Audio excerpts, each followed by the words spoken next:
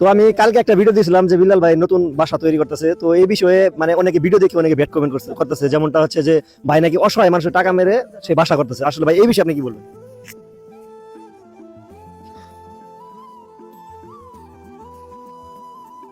এটা অনেকে বলতেছে। হ্যাঁ, এটা অনেকে এই ধরনের কমেন্ট করতেছে, কারণ যেহেতু মানবিক কাজ করছেন, আপনি লাখ লাখ টাকা মানুষ দিচ্ছেন, তারা মনে করতেছে যে আমরা 10 লক্ষ টাকা দিয়ে আর অনেকগুলো টাকা আমরা এই যে প্রাইসে দিছি, এটা আমরা কারোর সাথে শেয়ার করি নাই, ওই টাকা দিয়ে আপনি বাসা করতেছেন। আমরা কিন্তু জানি যে অনুপ্রেরণা কিন্তু 40 লক্ষ টাকা কামাইছে, আর প্লাস কয়েক কোটি টাকা কামাইছে দুটো, কিন্তু ভাই কিন্তু সম্পূর্ণ প্রকাশ করে নাই। এখন এই ঘর উঠাইতেছেন, এটা নিয়ে অনেকে বাজে কমেন্ট বা বাজে কথাবার্তা বলতেছে।